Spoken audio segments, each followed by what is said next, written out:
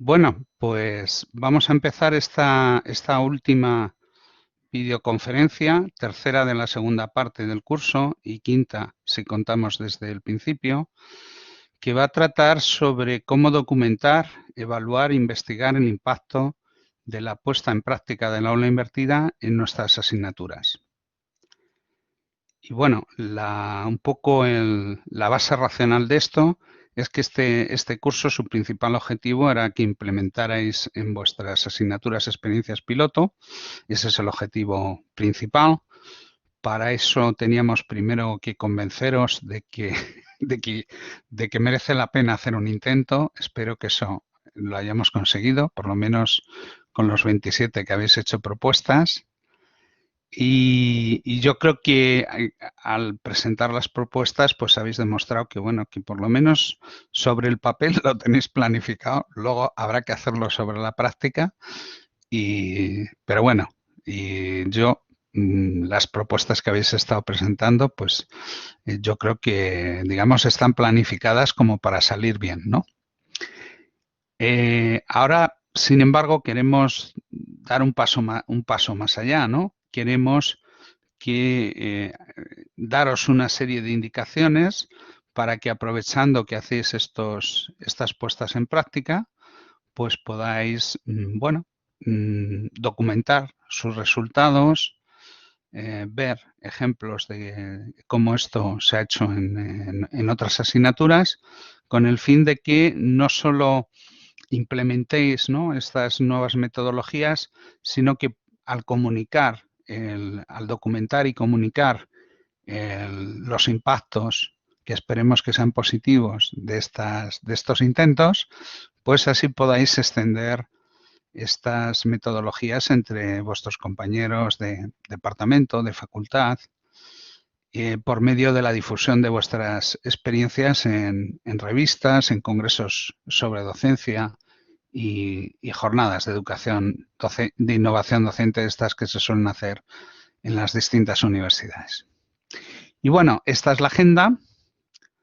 Vamos a ver cómo medir los efectos de la puesta en práctica del aula invertida sobre varios aspectos. En primer lugar, la implicación, o en inglés engagement, ¿no?, y el trabajo de los estudiantes. En segundo lugar, efectos sobre el rendimiento académico, el academic achievement, ¿no?, que esto incluiría, pues, por ejemplo, calificaciones en las pruebas de evaluación, tasas de éxito y de fracaso.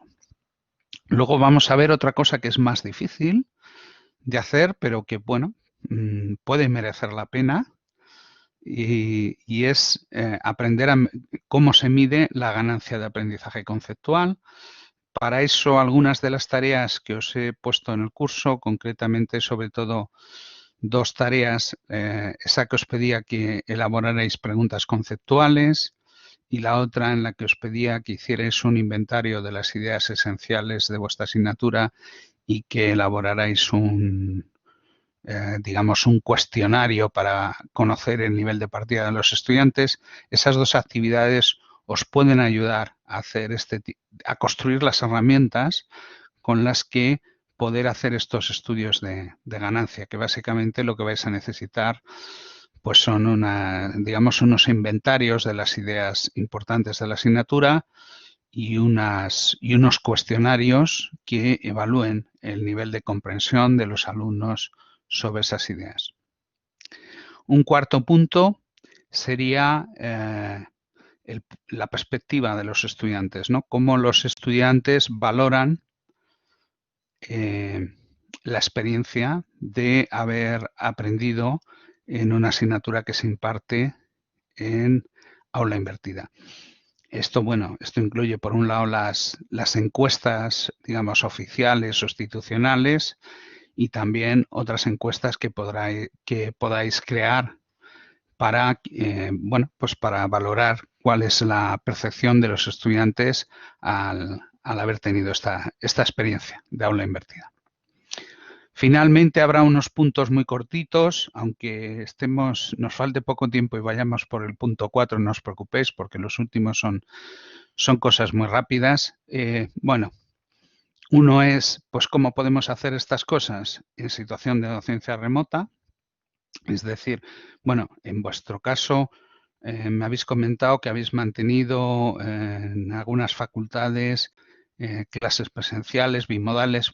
Bueno, esto estaba preparado para los que, por ejemplo, como en mi universidad o en otras, pues bueno, prácticamente toda la teoría y todos los seminarios este primer cuatrimestre los hemos dado a través de videoconferencia en Blackboard y solo las prácticas las hemos podido hacer presencialmente. Es decir, que si uno pues puede hacerlo presencialmente, pues bueno, digamos, más fácil, ¿no? Bien, y finalmente pues os daré algunos recursos, algunos links. Ya os he subido el PDF de esta presentación, ya está subido al Moodle, también los PDFs de las videoconferencias de ayer y antes de ayer. Y finalmente os daré así unos ánimos para que, bueno, pues para animaros, ¿no? A, digamos, a empezar con el aula invertida. Y bueno, vamos a empezar lo primero, ¿no? Vamos a ver qué variables podemos utilizar para medir los efectos del aula invertida y vamos a empezar por el punto 1, que es sobre qué parámetros tenemos para medir la implicación y el trabajo preparatorio de los estudiantes. Y básicamente hay 4 cosas. Y ya veremos que 2 son muy similares, pero hay una diferencia. Y bueno, las otras son distintas, ¿no? Entonces vamos a empezar por las 2 que son muy similares y son 2 parámetros para medir un poco la cantidad de alumnos que, digamos, responden y realizan las tareas que les encargamos. Entonces tenemos un primer parámetro, sería el porcentaje medio de realización de tareas por el estudiante medio, ¿vale? Luego explicaremos cómo se calcula eso, pero básicamente lo que hay que calcular es, una vez que tenemos todas las tareas, ha pasado la asignatura, sabemos cuántas ha hecho cada uno, las contamos, ¿no? Todo esto se hace en Excel y una vez que tenemos todas las que ha hecho cada uno, hacemos la media entre todos los alumnos. O sea, no veis que no es matemáticamente es sencillo, ¿no? Solo hay que saber Excel y la fórmula del promedio, ¿vale? Otro parámetro parecido es, lo que pasa que tiene aplicaciones especiales, es conocer el porcentaje de estudiantes implicados, definiendo estudiantes implicados los que realizan más de la mitad de las tareas, es decir, los que obtienen más de un 50% en la puntuación por las tareas propuestas, ¿no? Un tercer parámetro que ahora nos vamos a centrar en estos dos, pero luego ya veremos que, digamos, los que no llegan a este nivel de implicación, pues serían lo que llamaríamos los alumnos reticentes o resistentes a la metodología, y eso, la propiedad, eso lo vamos a llamar la resistencia, ¿no? Y la vamos a cuantificar como resistencia. Y sería el porcentaje de estudiantes que se resisten a participar y que por ello realizan menos de la mitad de las tareas. Y finalmente, en un último apartado, veremos, bueno, pues los estudios que se pueden hacer para saber el uso del tiempo, pero ya conocéis el truco, que básicamente es en cualquier tarea significativa que los alumnos tengan que trabajar fuera de clase, pues pedirles que nos indiquen el tiempo que han trabajado. Eso, como lo procesamos a través de hojas de cálculo, no de los cuestionarios, pues va a ser fácil hallar medias y obtener la información. Bien, vamos a empezar con las 2 primeras de estas medidas, que realmente, aunque miden cosas distintas, suelen dar resultados muy parecidos. Esto, por ejemplo, es la media con datos de 5 asignaturas en las cuales vemos digamos, distintas promociones ordenadas de distintas asignaturas y veis cómo la promoción 0 sería la última en la que no se hizo aula invertida, la primera sería la primera vez que se implementó el aula invertida. Y bueno, veis que durante los 3 primeros años estas 2 medidas prácticamente salen casi idénticas, ¿vale? Ahora explicaremos por qué. Bueno, decíamos que en el primer caso el porcentaje medio de tareas realizadas por cada estudiante, lo que hacemos es contabilizar las tareas que hace cada estudiante, hallamos la media, dividimos por el número de tareas, multiplicamos por 100 y nos va a dar ese parámetro. Y la segunda, que ves que tiende a salir cuando los porcentajes de complementación son altos, tiende a salir un poco más alta, sería el porcentaje de estudiantes implicados, es decir, los que hacen más de la mitad. ¿Y por qué sale un poco más alta? Pues porque cuando ya llegas a una situación en la cual, digamos, la mayoría de los estudiantes, o la inmensa mayoría, el 90%, hacen más del 50%, pues todos esos que superen el umbral del 50%, los vas a cuantificar aquí. Aunque ellos no estén llegando a realizar el 90 o el 95% de las tareas. Simplemente con que superen el 50, tú ya los cuantificas en eso. Y por eso, digamos, es una variable que tiende a dar valores más altos cuando los porcentajes de complementación son altos. Es decir, pues a partir de, bueno, ya veis que hay una curva, ¿no? Luego veremos que esto es la curva en nuestras, digamos, haciendo la media entre todas las asignaturas, pero claro, nosotros tenemos muchas asignaturas que llevamos, pues eso, muchos años haciéndolas de esta manera y entonces, pues bueno, es lo que llamamos la corte histórica, pero si nosotros, por ejemplo, hablamos de asignaturas en las que hemos aplicado las mejores prácticas desde la primera promoción, pues en esas asignaturas hemos conseguido porcentajes de complementación en el primer año pues del 60%, ¿vale? Es decir, superiores a los de la media. Como he comentado, las dos variables más o menos miden de ligera manera, de distinta manera, y dan casi los mismos resultados, ¿vale? Pero bueno, hay matices. Por ejemplo, el porcentaje de estudiantes implicados, pues en cierto modo lo que nos dice es qué cantidad de los estudiantes, digamos, nos están haciendo más de la mitad del trabajo y eso, bueno, pues tiene un valor porque su complementario va a ser los estudiantes, digamos, que se resisten, ¿no?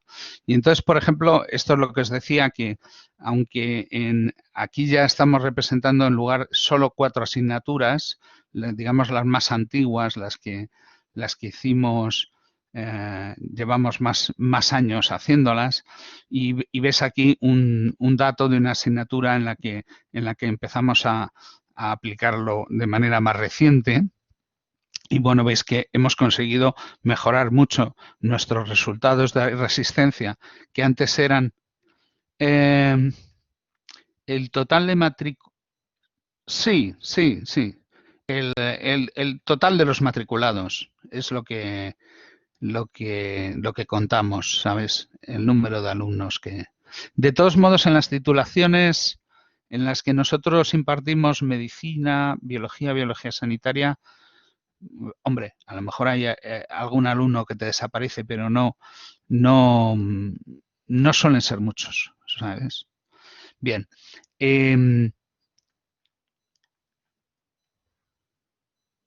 Bueno, claro, claro, de titulación en titulación, claro, pues eso es una cosa que no me había planteado. Pero bueno, en cualquier caso, claro, esto habría que hacerlo realmente sobre los alumnos que realmente que te hacen evaluación continua, ¿no? Que entran en el sistema de evaluación continua. Nosotros, por ejemplo, alumnos que hayan pedido la opción de ir directamente al decano, de la opción de hacer examen final directo, claro, esos no los tenemos en cuenta aquí, pero en nuestro caso son casos excepcionales. Son casos a lo mejor, pues, no sé, que tengas a lo mejor en un curso de 150 que tengas 1 o 2 que lo piden. Bien, más cosas. Bueno, el concepto de resistencia, ¿no? Que lo entendéis, sería como el complementario de. ¿Y qué es lo que nos aporta la resistencia? Pues el ver que al principio suele haber una resistencia alta,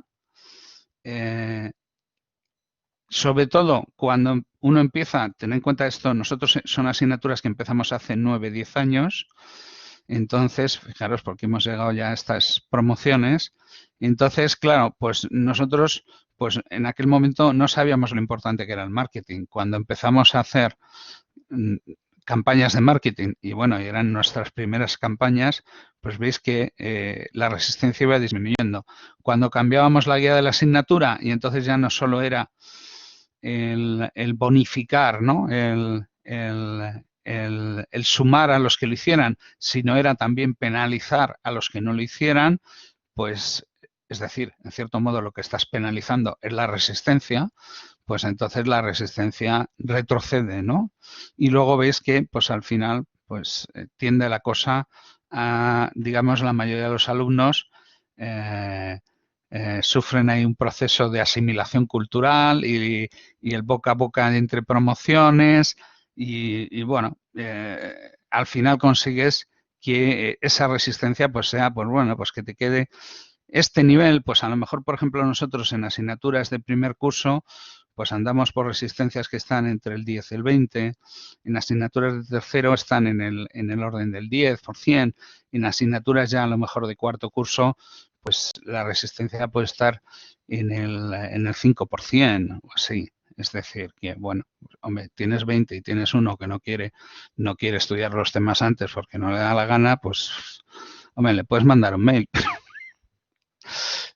Ya es difícil ya de convencer, ¿no?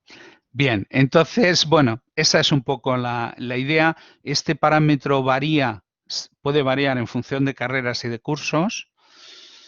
Nosotros, por ejemplo, nuestra experiencia es que es mayor en asignaturas de primer curso, es mayor en carreras con menores notas de corte de acceso, es decir, con estudiantes menos selectos, ¿no?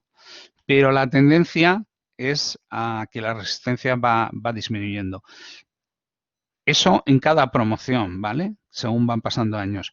Pero en asignaturas en las que lo hemos implementado, pues digamos, teniendo nosotros más conocimientos de cómo hacerlo, pues veis que la diferencia es importante porque hemos conseguido que incluso en el primer año de implementación, pues superar el 50% de alumnos que nos hacen más de la mitad de las tareas, es decir, reducimos por debajo del 50% los que se resisten a hacerlas, ¿vale? Bien, otra cosa que nosotros nos preguntamos es si esto de la resistencia era una característica de cada estudiante o dependía de las circunstancias. Y entonces hicimos unos estudios de seguimiento que realmente lo que hacíamos era, en lugar de contabilizar las tareas, en proporción de tareas realizadas en la asignatura, lo que íbamos viendo era para cada tema el porcentaje de alumnos que nos hacían las tareas. Y entonces aquí podemos observar dos tipos de evaluación.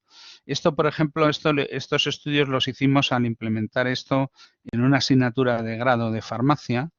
Y entonces podéis ver que en la primera asignatura en la que lo hicimos, en la primera promoción en la que implementamos esta metodología, pues partían de unos valores, bueno, casi de la mitad, pero veis cómo esto iba cayendo, llegaba casi a cero a mitad de cuatrimestre, luego se recuperaba algo y luego volvía a caer. Al año siguiente, en la misma asignatura, en la misma carrera, conseguimos pues con un marketing ya pudiendo mostrar resultados del año anterior, añadiendo, ofreciendo la bonificación, pues ya conseguimos que el porcentaje que nos empezaran a jugar fuera muy alto, más alto, pero veis que muchos pronto decaían, ¿no? Y al final, a mitad de cuatrimestre, pues nos veíamos con que el tema que coincidía con más o menos la mitad del cuatrimestre, ahí los valores bajaban, ¿no?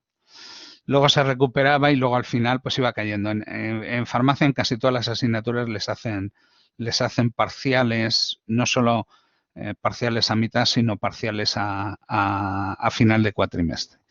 Y esto esta era la segunda, y esta ya es de la misma asignatura la quinta, es decir, habían pasado 3 años entre medias, pero veis que habíamos conseguido que esto pues nos subiera bastante. Seguimos teniendo esa crisis a mitad de cuatrimestre, pero bueno, veis que ahora más o menos el porcentaje medio pues sube bastante. Y esta otra es la que está en azul, es una asignatura en la cual, bueno, pues ya es una asignatura que ya lleva 9 promociones de inmunología clínica, de biología sanitaria, y veis que aquí es una optativa, suele tener alrededor de 25 alumnos, y veis que aquí tenemos temas en los que todos los alumnos nos hacen, aunque hay temas en los que eso nos baja, ¿no? Pero digamos los porcentajes medios pues estarán por encima del 90%. Y bueno, entonces, ¿qué es lo que se observa? Pues que a lo largo del cuatrimestre, ya os lo había comentado en alguna de las videoconferencias anteriores, es más fácil que los alumnos nos hagan caso y nos dediquen. Por eso la sugerencia es, si vais a hacer un tema de prueba, casi es mejor que lo escojáis de la parte, digamos, de la primera mitad de la asignatura, y si es cerca del principio, mejor, ¿no? Porque luego, cuando ya estén con exámenes y tal, va a ser más, digamos, el seguimiento va a ser más bajo. Y luego, si hablamos, la evolución de los temas de la misma asignatura, pero si hablamos entre distintas promociones, ¿no?, que es lo que representábamos aquí, pues veis que, digamos, van mejorando las cosas, ¿vale? Y bueno, para esto simplemente tenemos que trabajar con los resultados de realización del estudio preparatorio de cada tema. Pero como esos resultados los obtenemos directamente de la matriz de respuestas, pues es fácil, ¿vale?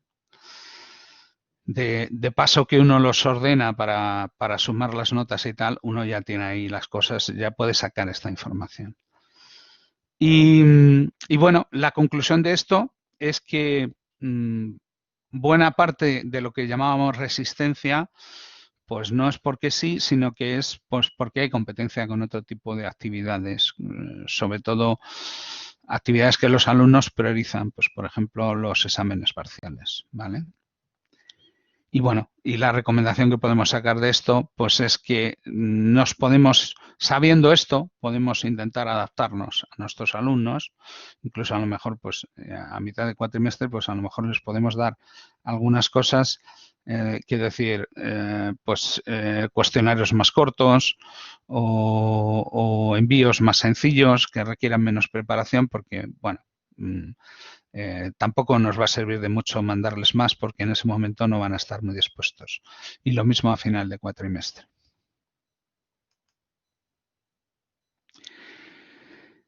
Bueno, también aquí un poco la relación entre la resistencia y la tasa de fracaso. Y aquí lo que hemos hecho es hallar la resistencia y la tasa de fracaso en una misma asignatura, pero en distintas, digamos, sucesivas promociones. Aquí, en el caso de esta asignatura, veis cómo según va disminuyendo la resistencia desde el primer año, segundo, tercero, pues también va reduciéndose la tasa de fracaso. Y bueno, luego aquí pues más o menos ya nos empieza a oscilar. Y si correlacionamos esos pares de valores, ¿no? Pues veis que la correlación sale bastante alta, con lo cual, al menos en el caso de esta asignatura, pues sí que hemos visto que, hombre, se partían de unos resultados aquí no está el último año que se hizo sin aula invertida, pero la tasa de fracaso era incluso superior al 50%, o sea que, bueno, conseguimos, digamos, de una asignatura que estaba en un rango, pues a lo mejor de tasa de fracaso por encima del 50%, pasar a tasas de fracaso entre el 15 y el 20%, lo cual es un cambio bastante importante y en un proceso, pues fijaros, prácticamente de 1, 2, 3 años, ¿no? Es decir, la cosa no es automática, sino depende de cuando los alumnos empiecen a cambiar sus hábitos, ¿no? Y bueno, el último aspecto de cosas que podemos medir en relación a la implicación de los estudiantes es el tiempo de trabajo no presencial. Y bueno, esto lo que nos lo permite es el que nosotros les preguntemos en los cuestionarios. Y si en estos cuestionarios además nosotros diferenciamos, por ejemplo, diferenciamos el tiempo que les ha llevado hacer las lecturas, el tiempo que les ha llevado hacer los vídeos y el tiempo que les ha llevado responder a los cuestionarios y hacer las tareas que les hayamos pedido, pues eso podemos separar digamos, esos tiempos. Y bueno, claro, dependiendo de lo que mandemos, pues les llevará más tiempo o menos tiempo, dependiendo de que mandemos más textos, mandemos más vídeos, mandemos más tareas.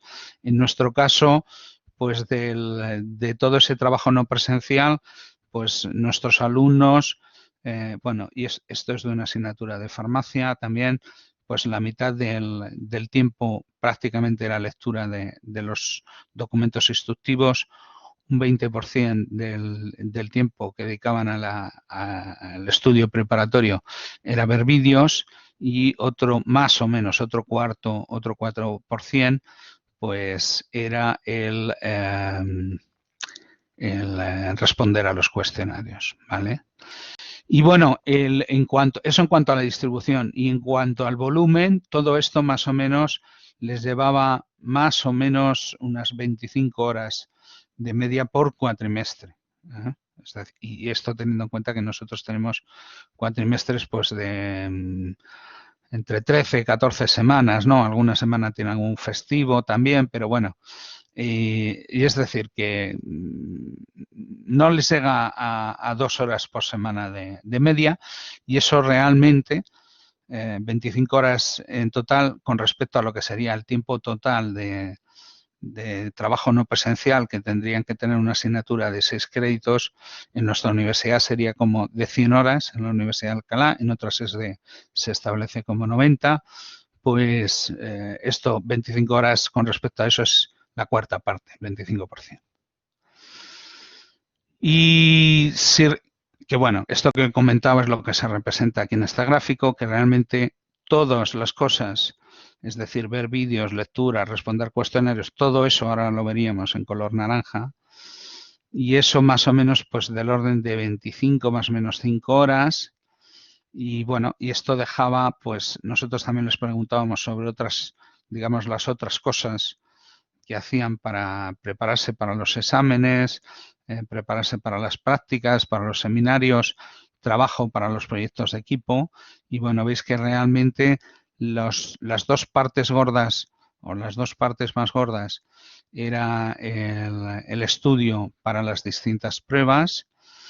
Luego, en cuanto a prácticas, seminarios y proyectos, también era una cantidad importante, un poco inferior.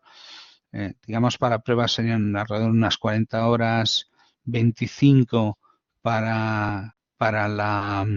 Digo, no, perdón, 35 para prácticas, seminarios y proyectos, y lo que es la preparación para el aula inversa, 25 horas, que ves que es, pues eso, como una cuarta parte del total. Bien, ahora vamos a cambiar de tercio y vamos a pasar a ver cómo medir los efectos del aula inversa sobre el rendimiento académico. Os lo pongo aquí en inglés por si queréis hacer búsquedas para ver literatura que haya sobre esto, pues por ejemplo en vuestras disciplinas, pues esta sería la manera de buscarlo, ¿no? Y bueno, la primera manera de medirlo, la más sencilla, es medir el impacto sobre las calificaciones de los estudiantes en las pruebas de evaluación. Y aquí hay que hacer, digamos, dos observaciones importantes. Para eso, para que estas comparaciones tengan sentido, tenemos que hacer las comparaciones antes de sumar bonificaciones. Es decir, digamos, no sería una comparación tan válida ver, claro, si a los alumnos les damos una bonificación para estudiar y es hasta un punto y luego llegamos a la conclusión, hombre, de que los que han estudiado pues tienen un punto más, pues bueno, diríamos, pues eso es por la bonificación, ¿no? Realmente, por eso hay que mirarlo antes de bonificar, ¿no? ¿Vale? Y bueno, y luego también hay veces, si uno tiene otros intereses, por ejemplo, yo os he mostrado datos de tasa de fracaso, pues claro, la tasa de fracaso, ahí ya ahí ya sí que has añadido la bonificación, con lo cual no podrías atribuir todo el impacto a eso, ¿no? Y ¿cómo podemos medir esos cambios? Pues se utiliza una variable que yo creo que los que seáis de ciencias sociales y tal, o de psicología, pues la conoceréis, que es lo que llaman el tamaño de efecto, ¿no? Tamaño de efecto, en castellano T de abreviatura, y lo miden a veces en una unidad esotérica, lo llaman Gs, así parece como la gravedad, pero realmente lo que significa un G es un tamaño de una desviación estándar. O sea que, bueno, lo que significa es que has conseguido un aumento en la media, un cambio en la media, si es positivo, que es igual a la desviación estándar que tenía la distribución de notas en la asignatura original, ¿no? La impartida, digamos, mediante metodología tradicional, ¿vale? Eso sería, que luego veremos más o menos eso lo que significa, pero es un cambio muy grande. Pensar que cuando uno observa un cambio en una variable digamos, equivalente a una desviación estándar, pues es un cambio significativo y es un cambio importante, ¿vale? Luego vamos a ver, que ahora no os voy a contar porque es un lío, es complejo, es mejor verlo ya con gráficas. Vamos a ver lo que serían los estudios sobre ganancia de aprendizaje. Y luego también hay otros, se pueden hacer estudios, estos, sobre todo lo que tiene el interés es, por un lado, la facilidad de hacerlos, y por otro lado, digamos que al fin y al cabo, en una asignatura, la repercusión final, aparte de que los alumnos aprendan, es que decidimos que unos aprueban y otros no aprueban, ¿no? Y entonces eso nos genera unas tasas de fracaso y de éxito que, bueno, que pueden ser bueno, nos es fácil estudiarlas, porque eso además, esa información, simplemente con ver las calificaciones de años anteriores, pues la podemos obtener fácilmente. Y finalmente vamos a ver un último punto de cómo se pueden relacionar algunas de estas cosas, ¿no? Pues eso, los cambios metodológicos en relación a los cambios en calificación y tasas de éxito, y cómo eso lo podemos relacionar con cómo ha ido evolucionando el nivel de implicación de los estudiantes. Y bueno, aquí tenemos en esta gráfica, realmente lo que hacemos es representar dos cosas. La idea es que se vea la relación entre esas dos cosas. En azul tenemos lo que sería el efecto, ¿no? El tamaño de efecto, es decir, cómo a partir de las medias que se obtenían en una asignatura, pues las calificaciones han ido mejorando en sucesivas promociones, ¿vale? Esto está hecho con una media de las cuatro asignaturas, así que tenemos más históricas, más años. Y en rojo tenemos el porcentaje de cumplimentación de los alumnos de las tareas, ¿no? Y vemos que empezamos en los primeros años, los dos parámetros dan unos valores más bajos, luego van subiendo de una manera bastante similar, y luego al final se estabilizan.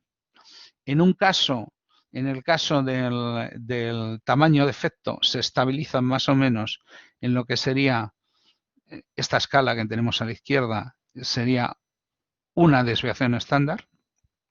Es decir, subir más de eso, pues es como si fuera un límite, ¿no? Es muy difícil conseguir. Eso luego lo veremos, pero una subida de una desviación estándar, claro, depende de la distribución que haya original de notas.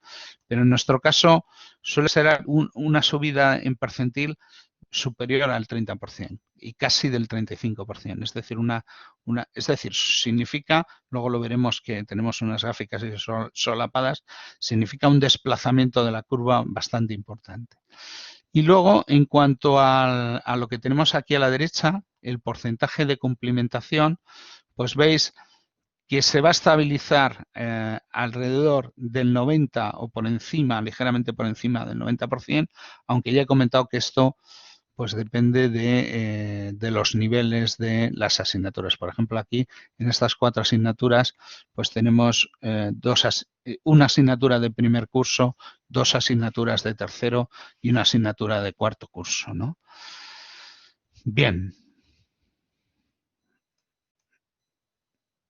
Bien, esto era un poco lo que os quería decir. Si esto es imaginemos que esto fuera una distribución de calificaciones, ¿no? Que siguiera una distribución normal, ¿eh? Veis que tendríamos, imaginaos la distribución azul serían los resultados obtenidos con metodología tradicional antes de utilizar el aula invertida. Tras utilizar el aula invertida, pero no el primer año, sino, pues eso, ya hemos visto, pues a partir prácticamente del tercer año, ¿no? Si comparamos un aumento de una desviación estándar, significa que ahora yo tengo digamos, mi media, ¿no? O mi parámetro de centralización, mi media o mi mediana. Si es simétrico, pues lo voy a tener en la distribución antigua lo que era media más una desviación estándar. Y eso va a caer, eso va a ser más o menos, aquí tenéis los porcentajes, pues va a ser en la curva de percentiles, pues va a ser el percentil 84,1%. Es decir, que ahora mi alumno, digamos, medio o mediana, mi alumno del 50%, ante pruebas parecidas, de dificultad parecida, consigue los resultados que antes solo me conseguía el alumno que estaba en ese selecto, a lo mejor 15% de los alumnos que sacaban mejores calificaciones. Es decir, que es un cambio importante, un desplazamiento en percentil de casi, una mejora en percentil de casi el 35%. Bien, bueno.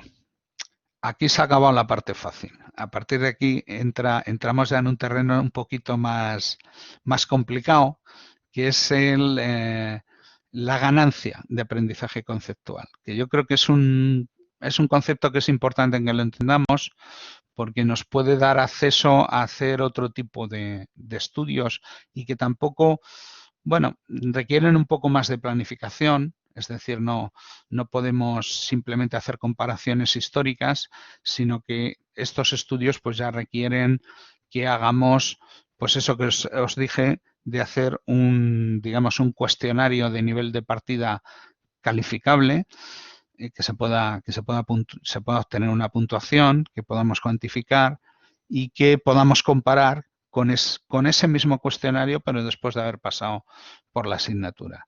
Y teniendo solo esos 2 datos, podremos saber, por ejemplo, cuál era el nivel individual de un alumno antes de la asignatura, cuál era el nivel después con respecto a ese cuestionario.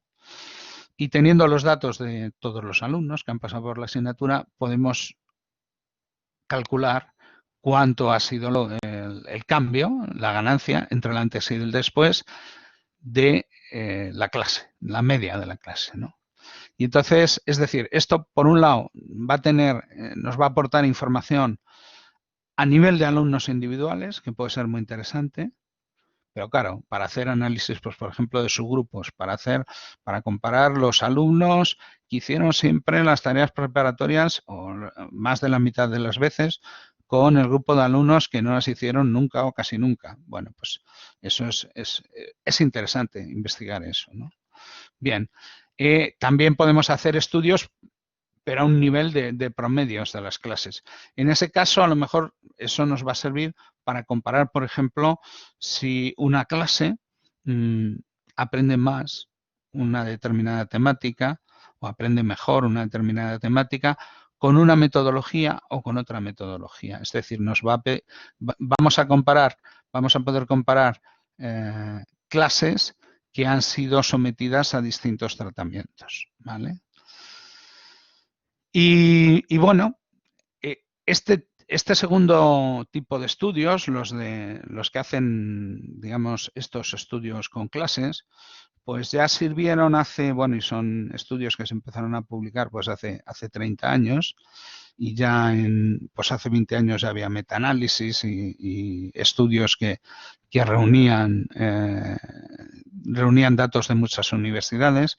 Pues estos estudios fueron los que sirvieron para documentar que con aprendizaje activo, al menos en la enseñanza de la física, ¿no?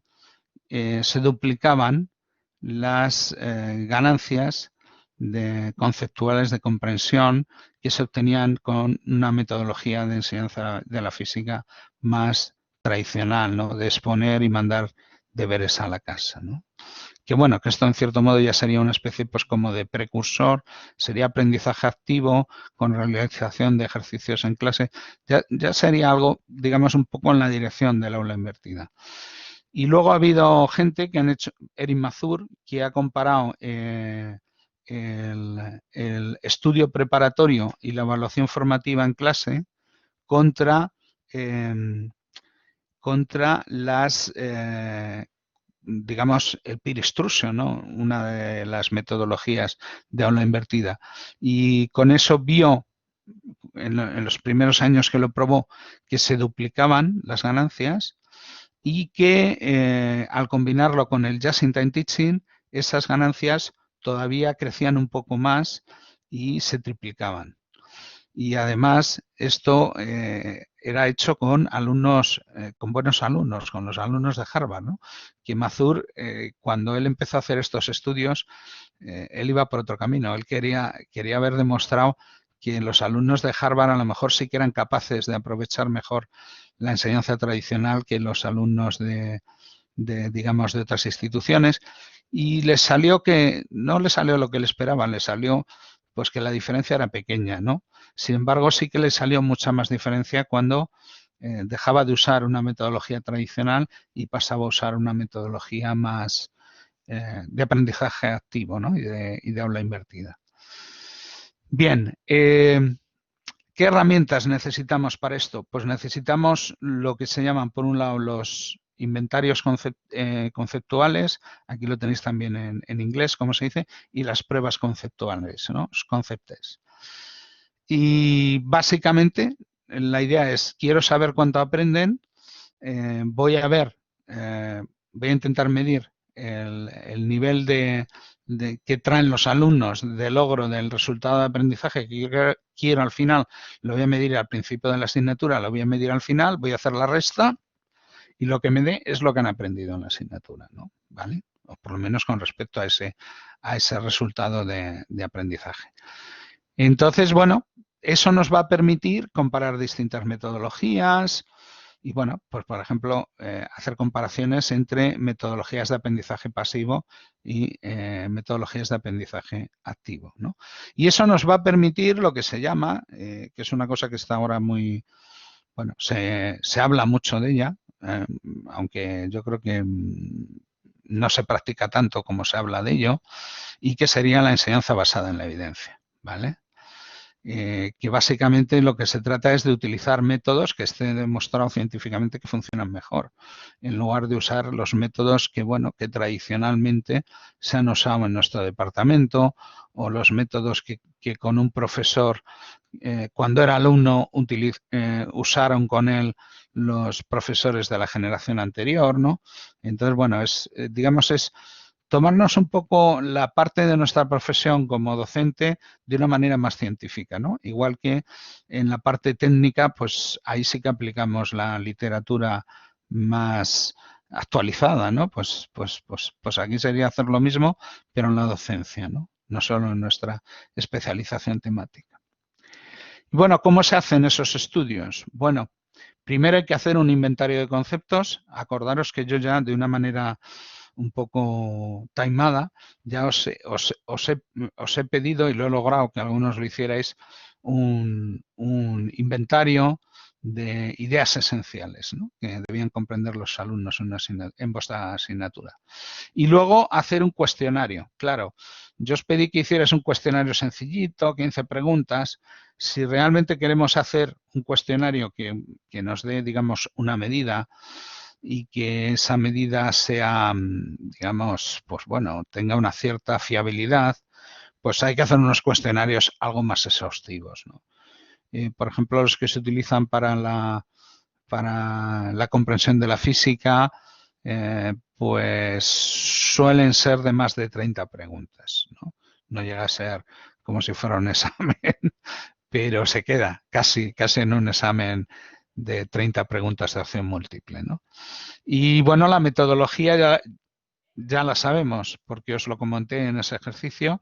Se usa, ponemos el cuestionario al inicio de la asignatura y al final, un día que se creen que les vamos a contar una cosa, por sorpresa, se lo volvemos a hacer.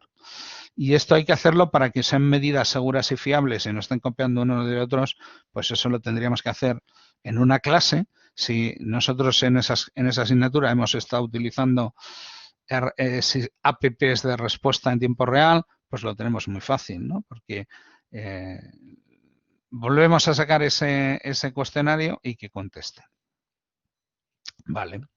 Y bueno, ¿qué limitaciones tenemos aquí? Bueno, pues que en función de cómo sea el cuestionario, pues las medidas que midamos pues van a ser más o menos precisas, más o menos válidas. Ese es un poquito el límite. Bueno, esto ya lleva, digamos, son estudios que en la física pues se empezaron a hacer, ya digo, sobre todo las 2 últimas décadas del siglo anterior. Y bueno, aquí os he puesto un articulillo de uno de los que llevaban estas cosas. Y bueno, básicamente, ¿qué hay que tener, otras cosas que hay que tener en cuenta acerca de esas preguntas conceptuales? Pues tenemos que tener mucho cuidado con la jerga. Tenemos que hacer que las preguntas no las fallen los alumnos porque no entiendan lo que les estamos preguntando, ¿vale? Debemos plantear esas preguntas de manera que el lenguaje que van a aprender en la asignatura no sea un problema. Es decir, se trata de que hasta el alumno que no ha dado la asignatura por lo menos pueda entender la pregunta, ¿vale? Si lo queremos utilizar con esa utilidad diagnóstica, ¿no?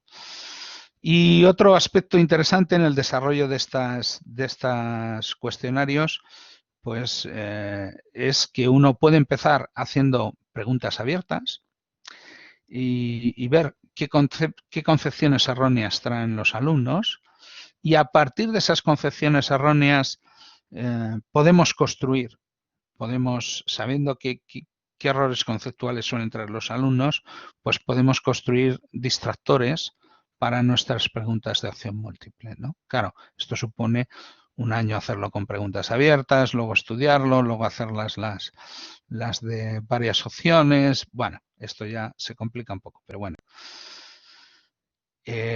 Así se hace mejor. Y los inventarios, pues pueden evaluar distintas cosas, ¿no? En función de las preguntas que hagamos, ¿no? Que evalúen comprensión, que evalúen conocimiento factual, ¿no? Que los alumnos recuerden cosas, conocimiento procedimental, que los alumnos sepan cómo hacer cosas, conocimiento actitudinal, saber cómo actuar, ¿no? Bueno, distintas posibilidades. Y bueno, este más o menos sería, os voy a, para que entendáis un poco, ¿no? Imaginaos que nosotros tenemos la escala, esto aquí abajo del todo sería 0 puntos, o 0%, aquí arriba sería el 100%, ¿no? Del tope de la máxima nota de nuestra prueba. Si es una prueba de 30 preguntas, pues bueno, sería sacar un 30, ¿no? Entonces, esto sí lo hacemos a nuestros alumnos y lo que vamos a sacar es qué es lo que sabía un alumno a nivel individual de partida o la media de los alumnos de esa clase antes de haberles enseñado. Lo vamos a hacer después y vamos a medir entonces unos cambios entre alumnos individuales y entre valores medios, ¿vale?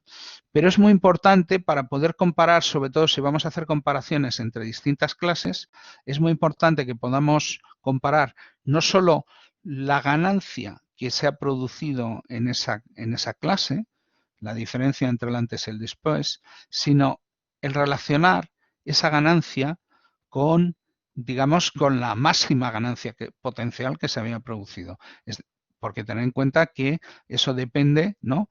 La ganancia también depende un poco de dónde partan. Si partimos de alumnos que ya tienen un nivelazo, pues ya posiblemente una ganancia absoluta de menos puntos, pero va a estar más cerca ya del tope, con lo cual digamos, ahí es más difícil subir, ¿no? Entonces, ese parámetro que nos relaciona lo que tenemos aquí en rojo, la ganancia que se ha producido con respecto a la ganancia potencial, el cociente entre estos dos parámetros, es decir, dividir la ganancia obtenida entre la ganancia potencial, eso es lo que se llama ganancia relativa. Y casi todos los estudios que comparan distintas metodologías van a usar este concepto de ganancia relativa porque eso les va a permitir comparar distintas clases, incluso aunque haya, por ejemplo, a lo mejor entre una clase y otra, pues hay una pequeña diferencia de nivel de partida, pero bueno, al hallar la ganancia relativa vamos a poder, digamos, vamos a poder comparar mejor distintas cosas. Y un poco lo que sorprende de este tipo de estudios, uno piensa que si diseñamos una prueba para que los alumnos, a ver, las cosas que tenéis que haber aprendido y se la ponemos después de la asignatura y antes de la asignatura, uno esperaría que, bueno, que el cambio fuera muy importante y que se produjeran ganancias importantes, ¿no? Porque dice, bueno, en esta asignatura han aprobado la mayoría de los alumnos. Bueno, pues tienen que haber ganado, ¿no? Pues bien, cuando se hacen este tipo de estudios y descontamos, porque ten en cuenta que lo que estamos haciendo es descontar el nivel de partida, ¿no? Y solo tenemos en cuenta lo que han ganado con respecto a lo que les ha faltado, con respecto a todo lo que podían ganar, pues el resultado de esos estudios, que fue un poco sorpresivo cuando se empezaron a estudiar, es que con las metodologías tradicionales las ganancias de comprensión conceptual solían estar entre el 15 y el 25% con respecto de la máxima. Y esto no solo con alumnos de institutos, sino también con alumnos de universidad, incluso también con alumnos de universidad, pero de cursos avanzados. Lo que podríamos decir aquí ya, pues eso, últimos cursos o máster, ¿no? Y bueno, esto la verdad que chocó mucho, ¿no? De hecho, cuando Mazur vio esto, él pensó que eso no ocurriría con sus alumnos de Harvard y vio que sí que ocurría, ¿no? Esto es, por ejemplo, esto sería el pretest, ¿no? Y les hacemos un pretest, bueno, sobre la comprensión de la física, ¿no? Del movimiento y las leyes de Newton y tal, y entonces obtenemos un nivel de partida. Después de la asignatura, en la cual el profesor ha explicado mucho, les ha mandado muchos problemas, tal, no sé qué, volvemos a hacer lo mismo, por sorpresa, y se produce un cambio que veis, que es una fracción del máximo, del cambio máximo que podría obtenerse, y esa fracción pues suele quedarse prácticamente en el orden del 25%, ¿no? Con metodologías pasivas. Y bueno, y eso pues aquí lo tenemos, este es un estudio que está hecho con más de 6.000 alumnos, de 60 clases, de distintas universidades estatales, distintos colleges locales, que serían centros en los que hacen en Estados Unidos, los primeros años universitarios, con alumnos también de high school. Veis que la diferencia es el tipo de símbolo, ¿no? Cuadrado, círculo, rombo. Y bueno, ¿qué vemos? Pues bueno, tengo que explicar este tipo de diagrama. En el eje X lo que tenemos es el pretest, es decir, el nivel de partida. Entonces veis que aquí, por ejemplo, vemos cuadrados, high school, ¿vale? Y según nos vamos desplazando hacia la izquierda, bueno, pues vemos que empiezan a aparecer algunos círculos y algunos rombos. Y vemos que al final casi todos son rombos. Eso quiere decir que al final, después de haber dado durante una serie de años física, al final la gente digamos, no acaban de comprenderlo todo, pero bueno, van subiendo, ¿no? ¿Vale? Eso sería el nivel de partida.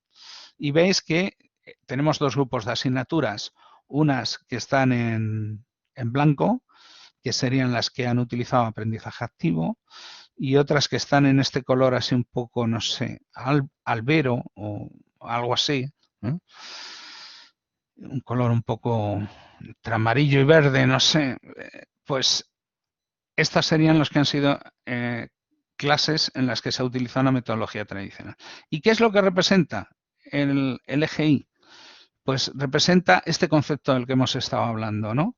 La ganancia relativa, es decir, el cociente entre la ganancia obtenida más partido por la ganancia máxima potencial. Es decir, que si unos alumnos, por ejemplo, partían aquí de un nivel muy alto, pues claro, ya la ganancia potencial que tienen es limitada, ¿no? Y entonces la ganancia que obtengan la vamos a relacionar con ese margen que tenían de mejora. Y observar que lo que ocurre es que al final, pues con estas, cada punto sería una clase distinta, ya hemos dicho que habría de varios niveles. ¿Qué es lo que nos ocurre? Que cada método, las dos metodologías que hemos comparado, pues tenemos dos nubes de puntos. La aproximamos a una recta y eso es lo que nos sale. Fijaros que aquí esta línea sería, si nosotros consiguiéramos una enseñanza maravillosa, a lo máximo a lo que podríamos llegar sería esto, sería aquí nuestra ganancia relativa fuese igual que la ganancia potencial. O sea, de ahí ya no podemos pasar, ¿no? Pero fijaros dónde se quedan las metodologías tradicionales. Viendo esto, veis que el eje está un poquito cortado, esto sería un poquito más largo, pero esto nos llegaría a un nivel pues del 20 y poco, ¿vale? Nos cortaría con el eje, ¿no? Y sin embargo, con el aprendizaje activo, pues veis que tenemos unos valores, realmente los valores eran con metodología tradicional, ganancia relativa a 23%, aprendizaje activo 48%, es decir, de ganancia, es decir, una ganancia más del doble en cuanto a compresión de conceptos. Además, esto se observó que no es que ocurriera solo a un nivel, sino que ocurría a los tres niveles educativos, a nivel de bachillerato, a nivel de los primeros años de universidad y a nivel de los últimos años de universidad. Y bueno, este trabajo, si queréis, lo tenéis, está disponible, podéis encontrarlo por el DOI, es del American Journal of Phrases, ¿no? Y es un trabajo que ha recibido 7.316 citaciones desde su publicación en otras publicaciones, ¿no? Y bueno, y este fue, digamos, el primer trabajo que dejó claramente, bueno, que veis que es del siglo pasado, 1998, dejó claro que, bueno, que el aprendizaje activo conseguía duplicar las ganancias de aprendizaje que se conseguían con metodologías pasivas. Además de conseguir eso, más ganancia conceptual, si nos ponemos a mirar otras cosas como el ejercicio de competencias, que se van a ejercitar mucho más si las clases son activas, pues ya tenemos unas cuantas razones, ¿no?, para utilizar esas metodologías. Esto luego se hizo con en otras disciplinas, ¿no? Digamos que se había empezado con la física. En el caso de Mazur, lo que os decía, Mazur replicó estos estudios que eran de universidades estatales en Estados Unidos y que hemos dicho que salían con tradicional una ganancia del 23%, cuando lo hizo Mazur con sus propios alumnos y él un profesor premiado, pues le salió con un 25%, pues prácticamente lo mismo, 23, 25, no hay diferencia. Y cuando él se puso a utilizar metodología de aprendizaje activo, pues le salió más o menos lo que a los otros, ¿no? Que se duplicaban las ganancias, es decir, que él obtenía ganancias, empezó obteniendo ganancias del 50% y luego a partir de ir mejorando su metodología, haciendo estudios, digamos, pues como los que os he mostrado y que luego veremos de seguimiento varios años, pues consiguió mejorando y al final llegó a conseguir ganancias pues casi del 70-75%, ¿vale? En otras disciplinas, por ejemplo en biología, lo han hecho y también el resultado fue similar. Se partían de valores más bajos, ganancias por metodología tradicional del 17%, al utilizar metodología activa pues las duplicaban, 33%. Y ese es un poquito más o menos el mensaje. Y este es el estudio, digamos, de evolución histórica de resultados de Mazur, y veis que, bueno, él ya de primeras consiguió duplicar las ganancias, y luego a base, pues en promociones sucesivas, pues fue esto mejorando, y cuando él instauró metodologías, básicamente lo que hizo fue añadir a su propia metodología el Just-in-Time Teaching para, digamos, asegurarse de esa manera que los alumnos se preparaban para clase, y bueno, veis que prácticamente triplicó las ganancias de aprendizaje que se conseguían en sus alumnos, que eran estudiantes de medicina que estudiaban física. Y bueno, la utilidad de esto, pues ya lo hemos dicho, nos permiten comparar instituciones, metodologías, estudiantes de distintos cursos, y bueno, de esto podemos encontrar preguntas conceptuales para física. Comenté ayer que Eric Mazur tiene un libro que tiene al final ahí, si uno compra el libro, tiene acceso ahí a un DVD con muchas preguntas de distintos temas de la física. También las hay de química, también las hay de biología. Bueno, podéis buscar, si buscáis Concept Inventory y una pregunta que os identifique como vuestra disciplina en inglés, podéis encontrar cosas. Y bueno, pero también lo podéis fabricar vosotros, ¿no? A partir del cuestionario sobre las ideas esenciales de vuestra asignatura que os pedí como una de las actividades, ¿no? Y bueno, aparte de esto, aparte del investigar y el documentar, pues el conocer el nivel de partida de nuestros estudiantes nos va a ayudar mucho a poder enseñarles mejor. Porque si sabemos qué cosas no comprenden antes de ponernos a explicarles o de enviarles materiales instructivos, pues vamos a poder adaptarnos mucho mejor a sus necesidades, ¿no?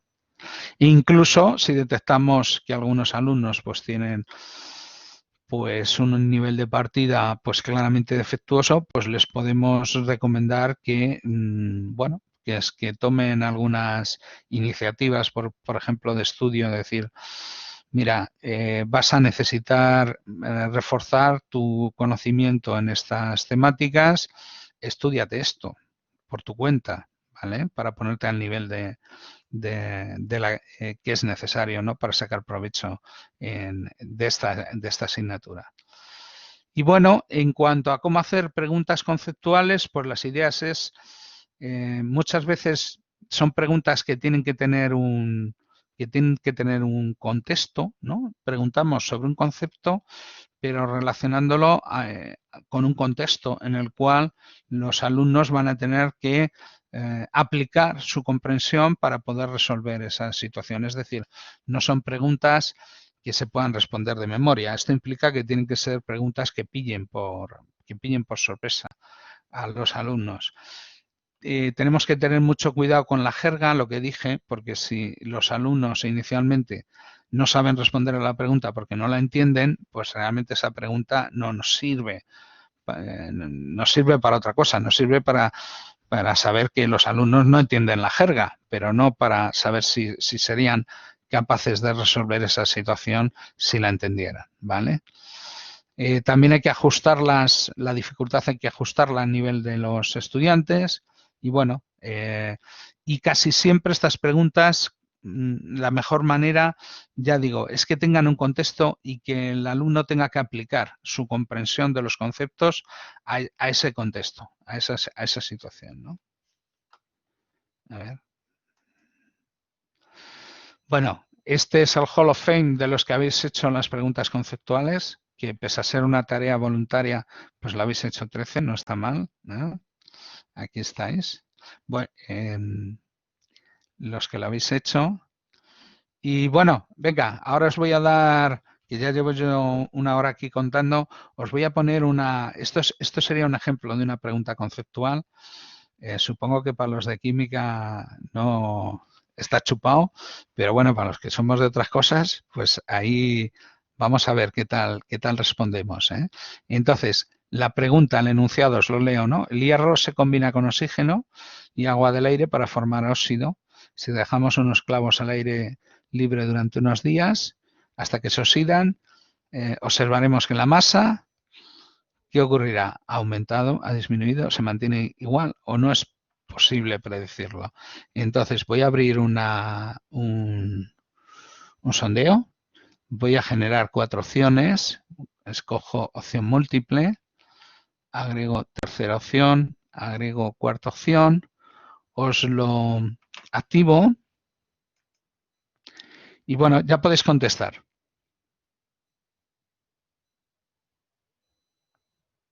¡Tachán! Venga, todavía veo que los químicos van contestando, pero tenéis que contestar los demás. Se trata un poco de que veamos esto, ¿no? Cómo funcionaría, ¿no? Bueno, estas no lo he dicho, pero veis que hay un link abajo, hay un banco de preguntas de química, de estas cosas. Bueno, pues veo que bastantes vais bien, vais bien. Mirad, os voy a mostrar las respuestas, ¿vale? Os voy a mostrar las respuestas. Lo que pasa que eso, claro, si yo muestro las respuestas, chafo un poco, puedo chafar un poco la discusión. Entonces, bueno, básicamente no hay nadie que piense que la masa ha disminuido. Hay una minoría, hay unos cuantos que dicen que no es posible predecirlo, que bueno, supongo que claro, pueden, me imagino alguna de las argumentaciones. A ver, alguno de los que han puesto por qué no es posible predecirlo, que o bien por medio del chat o bien por medio, bueno, no, porque si tengo la pregunta no puedo ver el chat. Por medio del micrófono justifiquen su respuesta. Venga, alguien que se anime. ¿La habéis escogido esa opción? ¿La habéis escogido 4? ¿No os animáis? Yo, si quieres, te respondo. Bueno,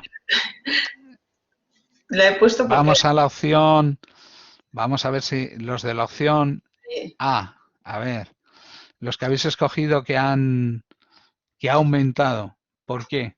¿Por qué aumenta la masa? Explicarlo de una manera que lo podamos entender los que no somos químicos. Tampoco. Me voy a tener que ir a la lista. Parece que no se te oye, pero ¿tienes micrófono? Sí. Sí. Dale a levantar la mano. ¿Ves el iconito de levantar la mano? No. Yo a ella no la oigo. María, yo sí te oigo, ¿eh? Mira, Patricia. Sí, bueno, no sé cuál es vamos a ver. ¿Ves? Mirad, yo ahora me he metido en la lista de respuestas. Así, los demás la oís y yo no la oigo. Ostras. Sí, sí se oye. Esto sí que es... Todos la oís. Bueno. Bueno, pues entonces es... Sí. A mí me oís, pero ¿oís a María? Yo es que... A los dos. Vale, pues yo tengo algún problema porque yo a María no la oigo. Ay, espérate. A ver si es que tengo yo aquí... A ver. Bueno. Qué cosa más rara. Bueno, si no que escriban en el chat. A ver. Anda, escríbelo en el chat que yo no te oigo. No sé cuál es el problema que tengo. Ya lo ha hecho. Ha contestado porque no sabía. Bueno, ¿y hay alguien que sepa por qué la masa aumenta? Lo habéis contestado 11. Hay 11 que habéis optado porque la masa aumenta. ¿Qué justificación hay? Ponerlo en el chat. Dado que yo tengo problemas, pues sí que es raro, porque estoy utilizando unos cacharros que es micrófono y auricular, y entonces esto significa que está funcionando el micrófono y el auricular no me funciona. Ay, a ver, uy, mirar, aumenta. Bueno, de peso, al menos inicialmente. Bueno, ¿veis qué explicación que nos han dado aquí ya? Y nos la han puesto del nos la han puesto hasta con el sitio, ¿no? Bueno, básicamente la idea, claro, el hierro solo es Fe, ¿no? Y tiene eso, cuando se oxida es hierro más oxígeno, que además al combinarse con el hierro es un oxígeno ya que forma, digamos, forma parte de ese óxido y eso lo podemos, digamos, hace que pese más, ¿no? Porque hay más materia que al principio. Al principio solo teníamos hierro y ahora tenemos óxido de hierro, con lo cual tiene lo que pesaba el hierro más lo que pesen los átomos de oxígeno, ¿no? Y bueno, y esa sería, mirar, aquí tenemos, bueno, en este caso hemos utilizado una pregunta conceptual para hacer una especie de intermedio y me lleva a la sorpresa de que no os voy a poder oír. Pues esto que tengo, esto puede ser un problema importante luego en las sesiones de presentación. Me tendré que buscar otros auriculares. Sí, sí que pueden cambiarlo, ¿vale? Entonces, pero bueno, por eso es el tema de mantenerlo, digamos, escondido, de no mostrarlo, porque si no rápidamente unos, cuando ven la mayoría, que la mayoría escogen otra cosa, pues cogen y cambian, ¿sabes? Con esta aplicación, con otras no, con otras se puede controlar. Es que la aplicación del Blackboard es muy sencillita, está muy limitada, pero bueno, es lo que, si usas Blackboard, cuando se muestra ya no, por eso el tema está en, digamos, en mantenerlo oculto, ¿vale? No, y además cuando lo muestras chafas un poco las posibilidades que hay de discusión. Claro, ¿veis? Yo sabía esto de la opción 4, ¿no? Los que dicen no puede saberse, ¿no? Pues que al final dices, bueno, y si lo has dejado al aire, dice no solo se oxida, ¿no? Sino que pasa el viento y el viento se lleva el polvo del óxido, ¿no? Con lo cual ya no pesa, ¿no? Pero bueno, esto ya, yo a ese alumno le diría, tú para derecho, para abogado, ¿eh? Que sabes argumentar, sabes buscar, sabes encontrar maneras de argumentar las distintas cosas, ¿no? Bien, entonces voy a cerrarlo, a ver si esto me deja. Yo tengo problemas, ¿eh? Estoy intentando cerrar la pregunta y no lo consigo. Vaya. Yo aquí haciendo una demostración del... No lo consigo. A ver ahora. ¿Ahora sí? No. No me deja. Pues tengo un problema. Creo que voy a tener que... Ahora sí. Ahora me lo ha cambiado de tamaño. Pero espero... Bien. Ahora creo que voy a poder. A ver. Sí. Bien. Bueno, pues a lo mejor voy a tener que buscar otros auriculares. Bueno, vamos a ver, afrontamos esta parte final, ¿no? De la charla. Bueno, ¿para qué nos sirve esto? Bueno, y por eso lo he incluido entre las tareas del curso. ¿Para qué nos sirven los inventarios de conceptos esenciales, ¿no? Bueno, nos hace reflexionar sobre los conceptos que son más importantes, nos ayudan a conocer el nivel de partida, nos muestran qué problemas tienen y qué dificultades tienen los alumnos, nos ayudan también a comunicar a esos alumnos cuáles son las ideas esenciales y eso puede ser muy importante al principio de una asignatura. Luego, más tarde, al final, nos permitirán conocer también el efecto de nuestra asignatura sobre el nivel de comprensión de esos conceptos, que yo pienso que también es algo importante, ¿sí?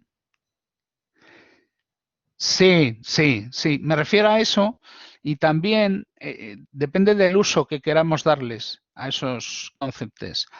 Si los queremos utilizar para generar discusiones en clase, lo ideal sería que nos los falle en la mitad y nos los acierte en la mitad de los alumnos, porque de esa manera podríamos hacer discusiones entre los que han acertado y los que han fallado.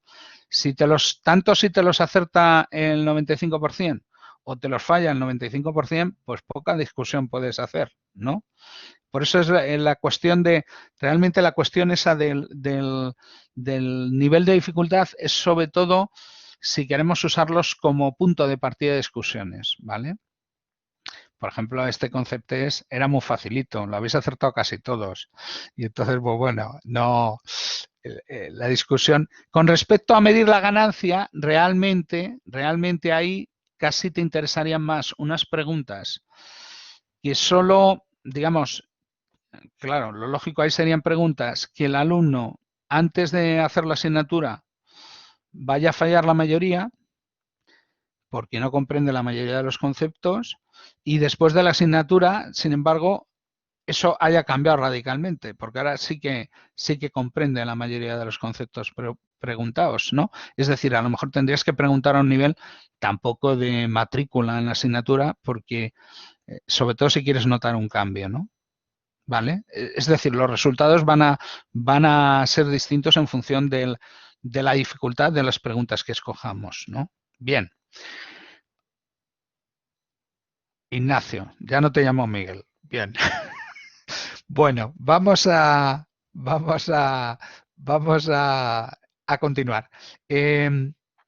Decíamos esto, el impacto, y finalmente también nos van a permitir medir el impacto, que es de lo que va esta charla, de los cambios de metodología, ¿vale?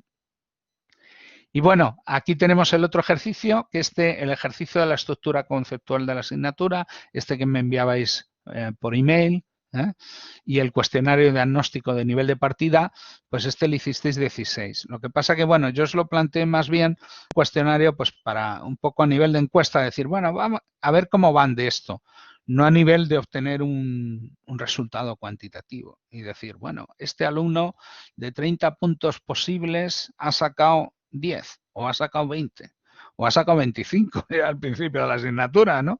Dices, bueno, le voy a poner de profesor ayudante, ¿no? Le voy a subcontratar, le pongo de monitor de prácticas. Para eso nos pueden servir también estas cosas, ¿eh?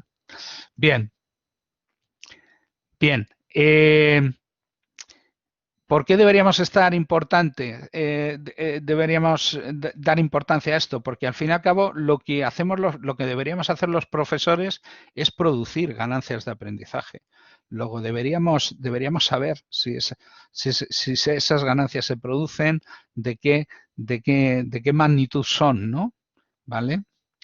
Incluso también puede ser que nos demos cuenta que algún alumno, después de pasar de nuestra asignatura, el resultado no es significativamente distinto que cuando empezó. Y en ese caso, pues tendríamos que plantearnos qué es lo que había fallado, ¿no? ¿Qué es lo que había fallado en esa asignatura?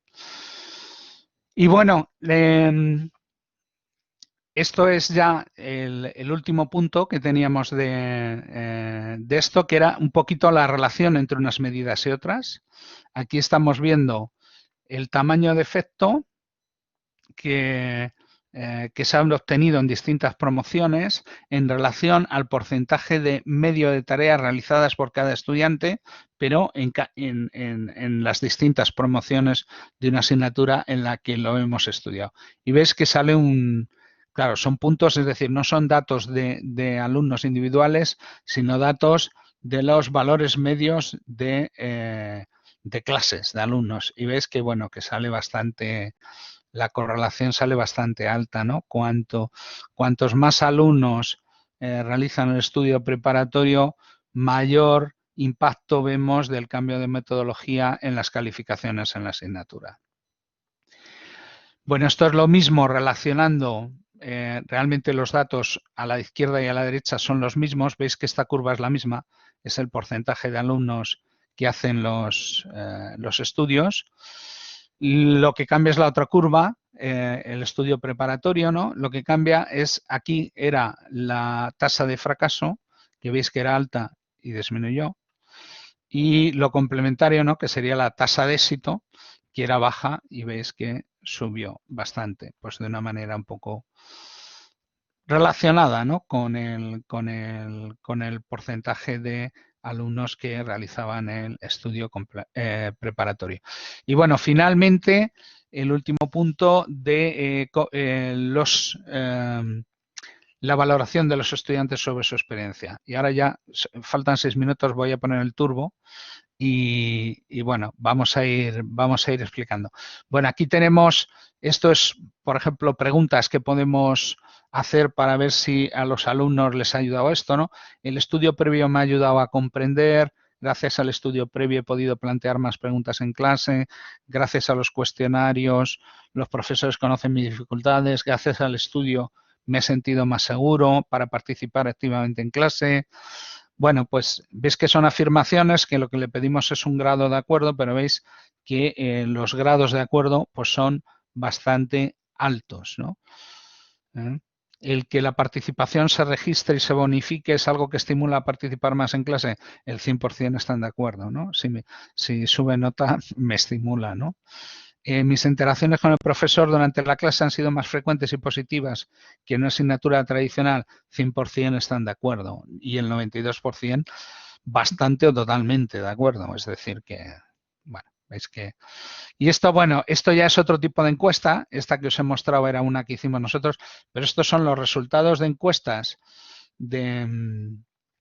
de encuestas oficiales de docencia, de la valoración de los profesores, y esto era en farmacia, en esa época, antes de empezar a utilizar el aula invertida, coincidía además con otra cosa, con que, fijaros, los porcentajes de los alumnos que respondían a las encuestas oficiales eran muy bajos.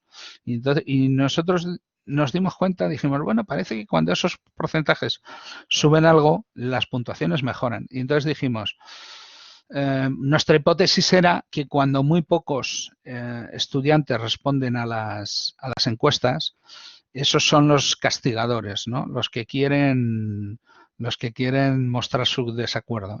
Pero como eran porcentajes, fijaros, que no llegaban ni al 10%, dijimos, bueno, si conseguimos que realmente opinen la mayoría de los alumnos, las valoraciones pues van a mejorar, ¿no? Esa era nuestra hipótesis. Entonces, la intervención fue decirles a nuestros alumnos que el responder a la encuesta oficial se consideraba como una tarea, es decir, simplemente nos tenían que mandar como archivo un pantallazo de que habían respondido, ¿vale? No nos tenían que enseñar ninguna respuesta, solo que habían respondido a la encuesta oficial de nuestra asignatura. ¿Y qué consiguió? ¿Qué conseguimos? Pues que de niveles, digamos, de este orden que estaban los más altos en el 15% de alumnos que cumplimentaban, pues conseguimos, a partir de hacer esto, pues que estos niveles aumentaran muchísimo. Y bueno, y además, fijaros, las puntuaciones también aumentaron, ¿vale? Aumentaron bastante. Esto es en farmacia, que es una asignatura que tenemos ahí con muchos alumnos. Y esto es de otra asignatura en la que es inmunología clínica y... no, métodos en biología. Y bueno, que veis que en escala sobre 10, pues las calificaciones pues son casi de 10, ¿no? Que los alumnos, vamos, hasta nos quieren al acabar la asignatura, los profes. Y bueno, en cuanto, simplemente recordar, en cuanto a diseños sobre cómo hacer un estudio de estos, lo más sencillo, lo que hemos hecho nosotros, es una cohorte histórica de control y sucesivas promociones de experimentación. Ahí lo importante es mantener el sistema de las pruebas de evaluación para poder comparar. También podemos hacer diseños más, digamos, mejores, con grupo control experimental. Esto, por ejemplo, si tenemos distintos grupos, que hemos dicho que para unas cosas eso es un inconveniente, pues para esto puede ser una ventaja, ¿no? Incluso podemos ir intercalando, digamos, las metodologías en unos temas en un grupo, en otros temas en otro grupo, y de esa manera, pues, ver el impacto real del cambio de metodología. También con diagnóstico inicial y estudio de ganancias relativas, esto es un poquito más complicado que simplemente coger las calificaciones. Pero bueno, lo que es importantísimo aquí es mantener el tipo y nivel de dificultad de la evaluación entre los distintos grupos para poder hacer comparaciones. Y bueno, el cómo esto lo hemos adaptado a las clases impartidas mediante herramientas de videoconferencia. Bueno, pues realmente nosotros lo que hemos hecho es hemos seguido, ya lo hacíamos antes, enviando los materiales electrónicamente con anterioridad. Lo Lo que pasa es que antes pues teníamos la interacción presencial, pues ahora mismo en lugar de la interacción presencial es la videoconferencia. Y el problema que tenemos con la videoconferencia pues es que, bueno, pues la interactividad pues se puede, digamos, es distinto, ¿no? Podemos usar el chat para que haya interactividad. Si al profesor le funciona el auricular, también podemos utilizar los micrófonos de los alumnos, pero bueno, hay que aprender a utilizar o bien herramientas de apps de respuesta que se pueden compartir compartiendo ventana, ¿no? Las activamos en el ordenador y las podemos compartir, o bien utilizar una herramienta que tenga digamos, nuestro sistema de videoconferencia. Y bueno, ya estamos llegando a la hora. Recomendaciones finales. Compraros un buen libro sobre Flipped Classroom, aunque bueno, más o menos en el curso hemos tratado las cosas, pero bueno, siempre leyendo un libro pues se aprende más, ¿no? Bueno, aquí os voy a dejar una serie de links a nuestras publicaciones sobre aula invertida, también algunos libros, la lista de libros que mencioné sobre todo en la tercera videoconferencia, que aquí la tenéis.